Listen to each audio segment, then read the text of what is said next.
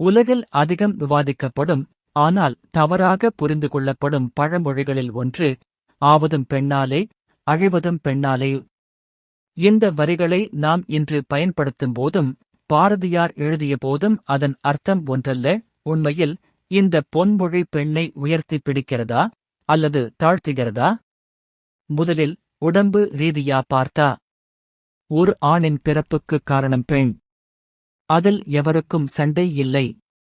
ஒரு கரு உருவாகி, முழு ஆணாக வளரத் தாய்மை என்னும் பெண் சக்திதான் அடிப்படை. இது ஆவதும் பெண்ணாலே என்பதற்கான முதல் ஆதாரம். ஆனால், அடுத்து வரும் அழிவதும் பெண்ணாலே என்ற வாதத்தில்தான் சிக்கலே ஆரம்பிக்கிறது. ராவணன், சீதையின் மேல் ஆசைப்பட்டு ஒட்டுமொத்த இலங்கையையும் இழந்தான். துஷ்யந்தன், சகுந்தலைக்காக மயங்கி தன் ராஜ்யத்தையும் அரச கடமையையும் தொலைத்தான்.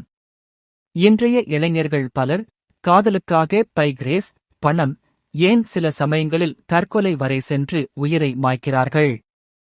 இவற்றை எல்லாம் பெண் நேரடியாகச் செய்கிறாளா? இல்லை. ஆணின் மன மயக்கமே இந்த குற்றங்களுக்கெல்லாம் காரணம் அல்லவா? அப்படியானால், அழிவுக்குக் காரணம் பெண் என்று சொல்வது நியாயமா?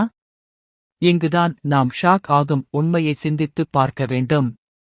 மகாகவி பாரதியார் இந்த வரிகளை எழுதியபோது, அவர் பார்த்த பெண் சாதாரணமானவர் அல்ல. அவரது பார்வையில் பெண் என்பது சக்தி, சக்தி, பராசக்தி. படைத்தல், காத்தல், அழித்தல் ஆகிய முத்தொழில்களையும் செய்யும் 3 சக்திகள் யாரென்று பாருங்கள். சிருஷ்டிக்கும் சக்தி பார்வதி, காக்கும் சக்தி லட்சுமி, அழிக்கும் சக்தி காளி. இந்த 3 வடிவங்களுமே பெண் வடிவங்கள்தானே?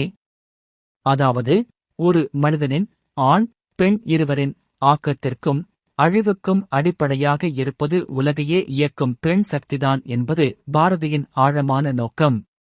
ஆகவே, ஆவதும் பெண்ணாலே அழிவதும் பெண்ணாலே என்ற வரி, பெண்களை பழி சொல்லவோ, ஆண்கள் அழிவுக்கு பெண்களே காரணம் என்று குற்றம் சாட்டவோ சொல்லப்பட்டதல்ல. மாறாக, உலகமே பெண்ணின் சக்தி வடிவத்தால்தான் இயங்குகிறது என்ற பெண்மையின் மேன்மையை, மகத்தான ஆற்றலை உரக்க கொண்டாடுவதற்காகச் சொல்லப்பட்ட வரி. பாரதியார் பெண்ணை ஒருபோதும் தாழ்த்தவில்லை. அவர் அவளை சக்தி என்று போற்றி தூக்கி நிறுத்தினார்.